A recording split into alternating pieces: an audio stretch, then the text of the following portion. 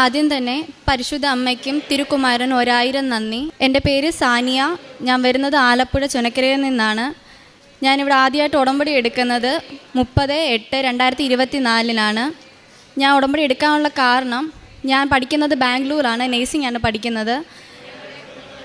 ഞാൻ അവിടെ പഠിക്കുന്നതിൻ്റെ കൂട്ടത്തിൽ തന്നെ എനിക്കിവിടെ ഡ്യൂട്ടി ഉണ്ട്. ആ ഫസ്റ്റ് ഇയറിൽ ഡ്യൂട്ടിക്ക് കയറിയ സമയത്ത് ഈ ഏപ്രിൽ 4-ാം തീയതി ഡ്രസ്സ് വാഷ് ചെയ്തത് എടുക്കാൻ പോയപ്പോഴാണ് എനിക്ക് ആക്സിഡൻറ്റ് ഉണ്ടാകുന്നത്. 4-ാം നിലയിൽ നിന്ന് ഞാൻ കാല് തെന്നി താഴേക്ക് വീഴുമായിരുന്നു. അതേ തുടർന്ന് അവിടുത്തെ ഹോസ്പിറ്റലിൽ അവിടെ എന്നെ കാണിച്ചപ്പോൾ എനിക്ക് 3 സർജറി വേണമെന്ന് പറഞ്ഞു. മാക്സിമം പോയ ഒരു 6 മാസമെങ്കിലും ഞാൻ അനങ്ങാതെ അവിടെ തന്നെ കിടക്കേണ്ടി വരുമെന്ന് എന്നോട് പറഞ്ഞു. ഒന്നര ദിവസത്തേക്ക് 65,000 രൂപ അവിടെ നിന്ന് പറഞ്ഞപ്പോൾ അത് ഞങ്ങളുടെ കൊടുക്കാനുള്ള കെൽപ്പ് ഞങ്ങളുടെ ഇല്ല. സാമ്പത്തികമായിട്ട് ഭയങ്കര ബുദ്ധിമുട്ടുള്ള കുടുംബമായിരുന്നു ഞങ്ങളുടേത്. അതുകൊണ്ട് തന്നെയും കടമൊക്കെ മേടിച്ചിട്ട് ആ 60,000 രൂപ അവിടെ നിന്ന് കൊടുത്തുകൊണ്ട് എൻ്റെ അമ്മ നാട്ടിൽ നിന്ന് ഒരു ആംബുലൻസ് വിളിച്ച് അടുത്തുള്ള ഒരു ചേട്ടനെയും വിളിച്ചുകൊണ്ടാണ് എന്നെ ബാംഗ്ലൂരിൽ നിന്ന് കോട്ടയം മെഡിക്കൽ ഹോസ്പിറ്റലിലോട്ട് കൊണ്ടുവരുന്നത്. മെഡിക്കൽ ഹോസ്പിറ്റലിൽ കൊണ്ടുവന്നപ്പോഴും അവിടെ എക്സ്റേയും സ്കാനും ഒക്കെ എടുത്ത സമയത്തും അവരും പറഞ്ഞു 3 സർജറി എങ്കിലും മാക്സിമം വേണ്ടി വരും. നടുവിൻ്റെ സ്പൈനൽ കോഡിന് അകൽച്ചയും പൊട്ടലും ഉണ്ട്. 2 കാലിനും സർജറി ചെയ്യേണ്ടി വരുമെന്ന് പറഞ്ഞു. അതേ തുടർന്ന് എൻ്റെ അടുത്ത ബെഡിൽ കിടന്നവരുടെ കാത്തിരിപ്പുകാരൊക്കെ എനിക്ക് പുറത്തുനിന്നൊക്കെ വരുമ്പോൾ ഇവിടെ നിന്ന് കൃപാസനത്തിൽ നിന്ന് കിട്ടിയ പത്രം എല്ലാം കൊണ്ടുവന്ന് എൻ്റെ അടുത്തിരുന്നിട്ട് എൻ്റെ അടുത്തുനിന്ന് പ്രാർത്ഥിക്കുകയും അത് വെച്ച് നന്നായിട്ട് അത് പ്രാർത്ഥിച്ചാൽ മതി മോളെ, നന്നായിട്ട് അത് വായിക്കുക, സാക്ഷ്യങ്ങളൊക്കെ വായിച്ച് നന്നായി പ്രാർത്ഥിച്ചാൽ നിൻ്റെ കൂടെ ദൈവം ഉണ്ടാവും എന്ന് പറഞ്ഞു. മാതാവ് നിൻ്റെ കൂടെ തന്നെ കാണും, നിന്നെ കൈവിടത്തില്ല, ഇത്രയൊക്കെ ആക്കിയല്ലേ ഉള്ളൂ, നിൻ്റെ കൂടെ തന്നെ ഉണ്ട്, നീ നന്നായിട്ട് പ്രാർത്ഥിക്കാൻ എന്നോട് പറഞ്ഞു. എൻ്റെ അമ്മ ഒരു ഹിന്ദുവാണ്, ഞങ്ങളും ആ ഒരു രീതി തന്നെയാണ്. എൻ്റെ അച്ഛൻ ക്രിസ്ത്യാനിയാണ്. ചെറുപ്പം തൊട്ടേ ഇടയ്ക്കിടയ്ക്ക് മാത്രമേ ഞാൻ ബൈബിൾ വായിക്കത്തുള്ളായിരുന്നു. പക്ഷേ ഇതിന് ശേഷം ഞാൻ നന്നായിട്ട് ബൈബിൾ വായിക്കാനും തുടങ്ങി. പത്രം കിട്ടിയതിലൂടെ തന്നെ ഞാൻ നന്നായിട്ട് രാവും പകലും എനിക്ക് ഉറക്കം കിട്ടുന്നില്ല, നല്ല വേദനയോടെ തന്നെ ഞാൻ കരഞ്ഞ് പ്രാർത്ഥിച്ചിരുന്നു മാതാവിനോട്. മാതാവ് എനിക്ക് ഈ 3 സർജറി എന്നുള്ളത് എനിക്കൊന്നും മാറ്റി തരും, എനിക്ക് എത്രയും സർജറി എന്നാലും എനിക്ക് എത്ര നാൾ ഞാൻ കിടക്കേണ്ടി വരും എന്ന് ഞാൻ പ്രാർത്ഥിച്ചു. മാതാവ് എനിക്ക് നടക്കാൻ പറ്റുമ്പോൾ ഞാൻ അവിടെ വന്ന് സാക്ഷിയും ഉടമ്പടിയും വെച്ചോളാം എന്ന് കരഞ്ഞ് ഞാൻ പ്രാർത്ഥിച്ചു. കറക്റ്റ് എനിക്ക് ഏപ്രിൽ 17-ാം തീയതി സർജറി ആയിരുന്നു. അതിന് തലേ ദിവസം ഒന്നും കൂടി സ്കാനും റിപ്പോർട്ടും ചെയ്യുന്ന ആ ടൈമിൽ ആ റിപ്പോർട്ടിനകത്ത് വന്നു 3 സർജറിയുടെ ആവശ്യമില്ല, എനിക്ക് 1 സർജറി മാത്രം മതി, ഒരു കാലിൻ്റെത്, മറ്റേ കാലിന് ചതവ് മാത്രമേ ഉള്ളൂ, നടുവിന് ചെറിയ പോറലുണ്ട്, അത് റെസ്റ്റ് എടുത്താൽ മാറുമെന്നും പറഞ്ഞു. അപ്പോൾ തന്നെ എനിക്ക് മനസ്സിലായി മാതാവ് എൻ്റെ കൂടെ തന്നെ ഉണ്ട്. നന്നായിട്ട് പ്രാർത്ഥിച്ചു കഴിഞ്ഞാൽ മാതാവ് എല്ലാവരും കൂടെ ഉണ്ടാവുമെന്ന് എനിക്ക് മനസ്സിലായി. ഒരു ഹിന്ദു ആയിരുന്ന എനിക്ക് മാതാവിനോട് ഇത്രയും പ്രാർത്ഥിച്ചപ്പോൾ തന്നെ ഇത്ര അനുഗ്രഹം കിട്ടുന്നുണ്ടെങ്കിൽ ഞാൻ നന്നായിട്ട് പ്രാർത്ഥിച്ചു കഴിഞ്ഞാൽ എൻ്റെ എല്ലാ അസുഖങ്ങളും മാറ്റി എനിക്ക് തിരിച്ച് പഠിക്കാൻ പോകാൻ പറ്റുമെന്ന് എനിക്ക് മനസ്സിലായി. സർജറി കഴിഞ്ഞ് 1 മാസത്തോളം ഞാൻ ഹോസ്പിറ്റലിൽ കിടന്നു. അതിനുശേഷം നേരെ ഡിസ്ചാർജ് ചെയ്ത് വീട്ടിൽ 1.5 മാസത്തോളം കിടന്ന് കറക്റ്റ് 2.5 മാസം ആയപ്പോഴത്തേക്കും ഞാൻ എണ്ണീറ്റ് ഇരുന്നു. 6 മാസത്തോളം ഒരേ കിടക്കുമെന്ന് പറഞ്ഞ അതേ ഡോക്ടർ തന്നെ 2.5 മാസം ആയപ്പോഴത്തേക്കും ഞാൻ എണ്ണീറ്റിരുന്നു എന്ന് പറഞ്ഞപ്പോൾ അവർക്ക് തന്നെ വലിയൊരു അത്ഭുതമായിട്ടാണ് തോന്നിയത്. 3 മാസം കഴിഞ്ഞപ്പോൾ ഞാൻ പതിയെ എണ്ണീറ്റ് നടക്കാനും തുടങ്ങി പറഞ്ഞാൽ എനിക്ക് നന്നായിട്ട് നടക്കാൻ പറ്റുന്ന ഒരു ടൈമിലാകുമ്പോൾ ഞാൻ മാതാവെ അവിടെ വന്ന് ഉടമ്പടി എടുത്ത് സാക്ഷ്യം പറഞ്ഞോളാമെന്ന് ഞാൻ മാതാവിൻ്റെ അടുത്ത് കരഞ്ഞ് പ്രാർത്ഥിച്ചു.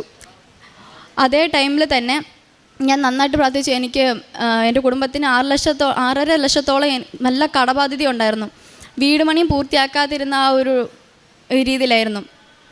അപ്പോഴാണ് ഞങ്ങളുടെ അടുത്ത സഭയിലുള്ള ഒരു പള്ളിയിലച്ഛൻ വന്നിട്ട് ഞങ്ങളുടെ സാമ്പത്തിക ബുദ്ധിമുട്ടുകളും വീടിൻ്റെ പരിസരങ്ങളും എല്ലാം കാണിച്ച് ഒരു വീഡിയോ എടുത്ത് ഫേസ്ബുക്കിൽ അപ്ലോഡ് ചെയ്തു.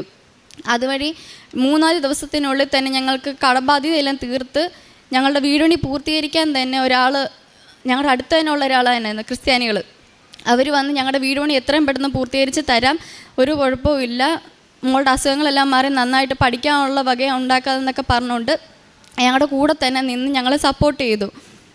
അതിലൂടെ എല്ലാം വീട് പണിയെല്ലാം ഒരുവിധം ആവാറായിരുന്ന ടൈമിൽ എനിക്ക് നടക്കാൻ നന്നായിട്ട് പറ്റി. ആ ടൈമിൽ ഞാൻ ഇവിടെ വന്ന് 30/8/2024 ഇവിടെ വന്ന് ഞാൻ ഉടമ്പടി എടുത്ത് നന്നായിട്ട് പ്രാർത്ഥിച്ചു. എനിക്ക് എത്രയും പെട്ടെന്ന് ഞാൻ നന്നായിട്ട് നടന്ന് എനിക്ക് ബാംഗ്ലൂർ പോയി തിരിച്ച് പഠിക്കാൻ പറ്റണമെന്ന് ഞാൻ പ്രാർത്ഥിച്ചു. ഉടമ്പടിയിൽ ആദ്യത്തെ നിയോഗം വെച്ചത് എൻ്റെ പപ്പാടെ 2 വർഷത്തോളമായിട്ട് എൻ്റെ പപ്പായുടെ കാലിന് നല്ല വേദന ഉണ്ടായിരുന്നു. ആ വേദന ഒന്ന് മാറിക്കിട്ടാൻ വേണ്ടി ഞാൻ മാതാവിൻ്റെ അടുത്ത് നന്നായിട്ട് പ്രാർത്ഥിച്ചിരുന്നു.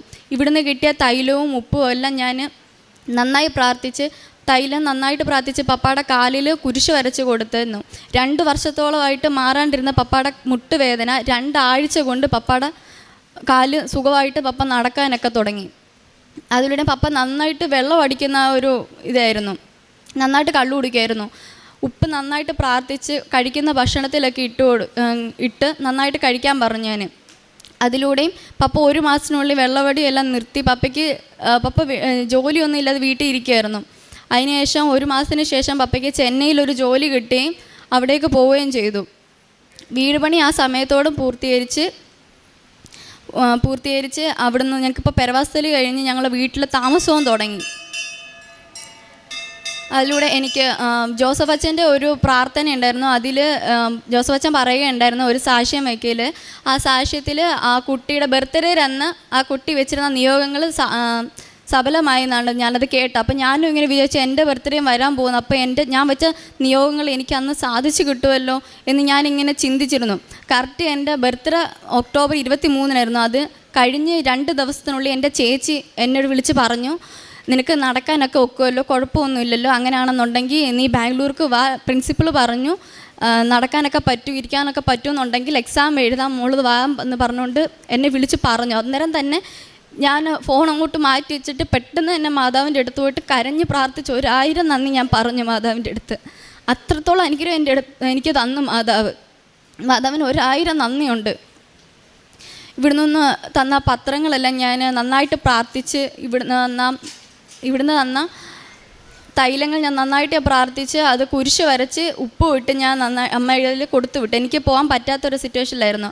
അതുകൊണ്ട് തന്നെ ഇവിടുത്തെ ആലപ്പുഴ വണ്ടാനം ഹോസ്പിറ്റലിൽ എൻ്റെ അമ്മ കൊണ്ടുവന്ന് കൊടുക്കുകയും ചെയ്തു. ആ പത്രം എൻ്റെ കാര്യങ്ങളെല്ലാം പറഞ്ഞിട്ട് തന്നെ അമ്മ ആ പത്രം എല്ലാവർക്കും കൊടുത്തു. അതിലൂടെ തന്നെയും ഇവിടുത്തെ ഡെലിവറി വാർഡിലായിരുന്നു അമ്മ കൊണ്ടുവന്ന് കൊടുത്തത്. തൊട്ടപ്പുറത്തെ വീട്ടിൽ ഒരു ചേച്ചി പ്രഗ്നൻ്റ് ആയിട്ട് അവിടെ പോയിട്ടുണ്ടായിരുന്നു. ഡെലിവറി കഴിഞ്ഞ് 1 മാസത്തോളം ആ കുഞ്ഞ് ICUവിൽ കിടന്നു, ആരോഗ്യ പ്രശ്നങ്ങളൊക്കെ ആയിട്ട്.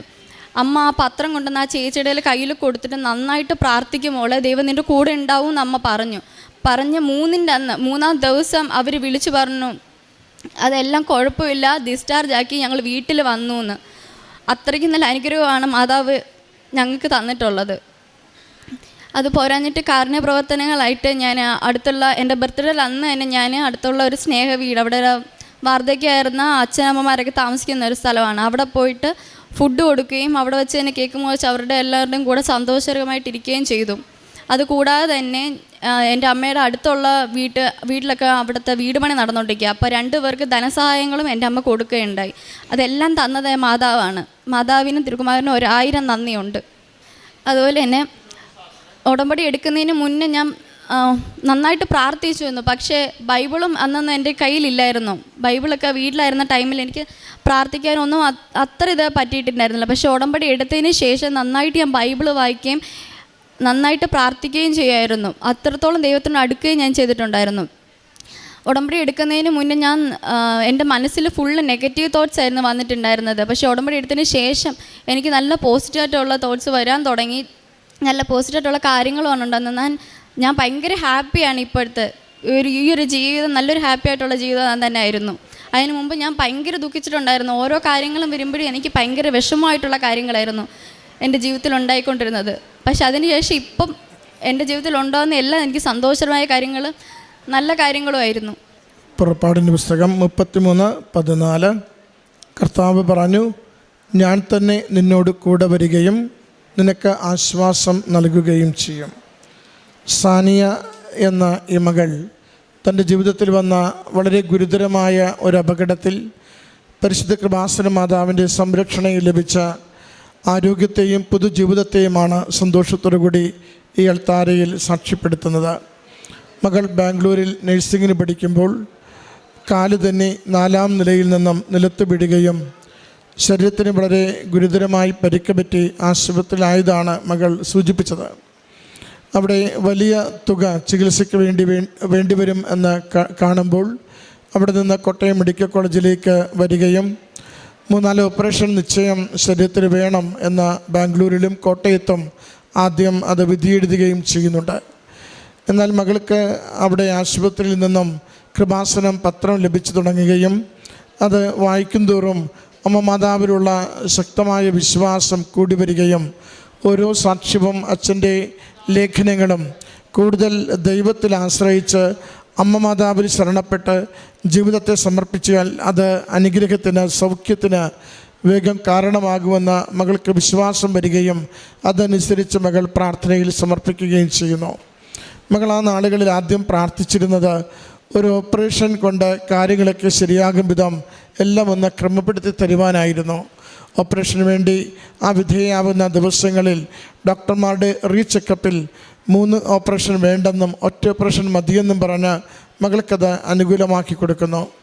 6-7 മാസമെങ്കിലും കട്ടിലിൽ ഒരേ പിടി കിടക്കേണ്ടി വരുമെന്ന പ്രശ്നമായിരുന്നു ഡോക്ടർമാർ ആദ്യം തന്നെ സൂചിപ്പിച്ചിരുന്നത്. നട്ടലിന് പരിക്കുണ്ട്, കാലുകൾക്ക് കണങ്കാലുകൾക്ക് പരിക്കുണ്ട്, ശരീരത്തിൽ മറ്റു പല ഭാഗങ്ങളിലും പരിക്കുണ്ട്. അതുകൊണ്ട് കാലുകുത്തി നടക്കുവാൻ സമയമെടുക്കുമെന്ന് ഡോക്ടർമാർ സൂചിപ്പിച്ചിരുന്നു. എന്നാൽ മകൾ പറയുന്നുണ്ട്, അമ്മ മാതാവിൽ മാത്രം ആശ്രയിച്ച് എന്ന് കാലുകുത്തി നടക്കുവാൻ ഞാൻ ആരംഭിക്കുമോ അടുത്ത ദിവസം അമ്മയുടെ സന്നിധിയിൽ വന്ന് ഉടമ്പടി എടുക്കുമെന്ന് ആ കട്ടിലിൽ കിടന്നുകൊണ്ട് വാക്ക് കൊടുക്കുമ്പോൾ 1-2 മാസം കൊണ്ട് മകളുടെ പൂർണ്ണമായ സൗഖ്യത്തിലേക്ക്, കാലുകുത്തി നടക്കുവാൻ പറ്റുന്ന വിധത്തിലുള്ള ആരോഗ്യത്തിലേക്ക് മകളെ മാറ്റുന്നതാണ് സാക്ഷ്യപ്പെടുത്തിയത്. ഡോക്ടർമാർക്ക് പോലും അത്ര വേഗത്തിലുള്ള സൗഖ്യം പ്രതീക്ഷിതമല്ലായിരുന്നു, അത്ഭുതമായിരുന്നു.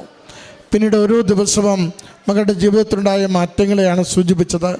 അമ്മ മാതാവിൻ്റെ തിരുനടയിലെത്തി ഉടമ്പടിയെടുത്ത് ഉടമ്പടി തൈലം പൂശിയും ഉടമ്പടി ഉപ്പ് ഉള്ളിൽ കഴിച്ചുകൊണ്ടും പ്രാർത്ഥനയിൽ മുന്നേറുമ്പോൾ വളരെ വേഗത്തിൽ സാധാരണ പോലെ ജീവിതത്തിലേക്ക് മടങ്ങി വരുവാൻ, കൈകാലുകളുടെ വേദന മാറി, നടുവിൻ്റെ വേദന മാറി, സൗഖ്യപ്പെട്ടുകൊണ്ട് ജീവിതത്തിൽ മുന്നോട്ട് വരുവാൻ മകൾക്ക് വളരെ ചുരുങ്ങിയ നാളുകൾ കൊണ്ട് സാധിച്ചതിനെയാണ് സാക്ഷ്യപ്പെടുത്തിയത്. അതോടൊപ്പം തന്നെ കുടുംബത്തിൻ്റെ സാഹചര്യങ്ങളെ മകൾ നമ്മുടെ മുമ്പിൽ പങ്കുവച്ചു. 6 ലക്ഷം രൂപ കടബാധ്യതയുള്ള ഭവനം, വീട് പണിപൂർത്തിയാവാതെ വളരെ ക്ലേശകരമായ അവസ്ഥയിൽ കിടക്കുന്ന കുടുംബം, അത് അടുത്തൊരു പള്ളിയിലെ അച്ഛൻ വന്ന് ആ വീടിൻ്റെ ദയനീയാവസ്ഥയും മോളുടെ രോഗാവസ്ഥയും ഒക്കെ ഒന്ന് വീഡിയോ എടുത്ത് ഫേസ്ബുക്കിലിടുമ്പോൾ ആ കുടുംബത്തിൻ്റെ കടബാധ്യതകൾ മാറുന്നതിന്, വീടിൻ്റെ നിർമ്മാണ പ്രവൃത്തി പൂർത്തീകരിക്കുന്നതിന്, മോളുടെ ചികിത്സയ്ക്ക് ആവശ്യമുള്ളത് എല്ലാം അതിലൂടെ നിവർത്തിതമാകുന്നത് പരിശുദ്ധ അമ്മ മാതാവിൻ്റെ പരിപാലനയാൽ ഒന്നും നടക്കാതിരുന്ന കാലത്തിൽ ഒത്തിരി അനുഗ്രഹം അമ്മയുടെ ഇടപെടലിലൂടെ ഒരു കുറവുമില്ലാത്ത വിധം എല്ലാം സാധിച്ചു ലഭിച്ചതിനെയാണ് മകൾ പിന്നീട് സാക്ഷ്യപ്പെടുത്തിയത്. അപ്പച്ചൻ്റെ അമിതമായ മദ്യപാനവും അതിൻ്റെ പ്രയാസങ്ങളും സൂചിപ്പിക്കുമ്പോൾ ഉടമ്പടിയുപ്പ് ഭക്ഷണത്തിൽ ചേർത്ത് കൊടുത്തതിലൂടെ 1 മാസം കൊണ്ട് അതിൽ നിന്ന് പൂർണ്ണമായി വർഷങ്ങളുടെ മദ്യപാനം 1 മാസം കൊണ്ട് പൂർണ്ണമായി വിടുതൽ നേടുകയും അപ്പൻ സാധാരണ ജീവിതത്തിലേക്കും ജോലിയെടുക്കുവാൻ താല്പര്യമുള്ള ജീവിതാവസ്ഥയിലേക്കും വളർന്നതിനെയാണ് സാക്ഷ്യപ്പെടുത്തിയത്. ഓരോ നിമിഷവും അമ്മ മാതാവിൻ്റെ തിരുനടയിലേക്ക് ഈ സമർപ്പിക്കുന്ന ഓരോ പ്രാർത്ഥനയും അനുഗ്രഹമായി തീരുന്നതിനെയാണ് മകൾ പറയുന്നത്.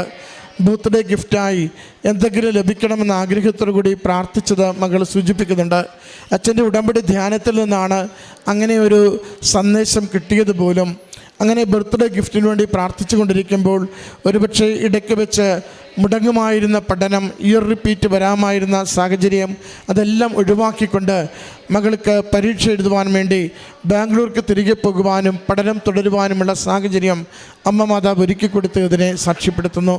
പ്രിയമുള്ളവരെ, മകളുടെ വാക്കുകളിൽ ആവർത്തിച്ച് പറയുന്നുണ്ട്, എൻ്റെ അമ്മ മാതാവിൻ്റെ തിരുനടയിൽ എന്തൊക്കെ ഞാൻ ആഗ്രഹത്തോടെ ശരണപ്പെട്ട് സമർപ്പിക്കുന്നുവോ ഓരോ കാര്യവും എനിക്ക് അനുഗ്രഹമായി, എൻ്റെ കുടുംബത്തിന് അനുഗ്രഹമായി, എൻ്റെ ജീവിത സാഹചര്യങ്ങൾക്ക് എപ്പോഴും വലിയ സംരക്ഷണമായി അമ്മ മാതാവ് എനിക്ക് നേടിത്തരുന്നുവെന്ന് മകൾ ആവർത്തിച്ച് സാക്ഷ്യപ്പെടുത്തുകയാണ്. ഈ മകൾക്ക് ലഭിച്ചിരിക്കുന്ന ഈ വലിയ ദൈവാനുഭവങ്ങളെ നന്ദിയോടും സ്നേഹത്തോടും അമ്മ മാതാവിനും തിരുക്കുമാരനും സമർപ്പിച്ച് കരങ്ങളടിച്ച് ഈ സാക്ഷ്യം നമുക്ക് ദൈവസന്നിധിയിൽ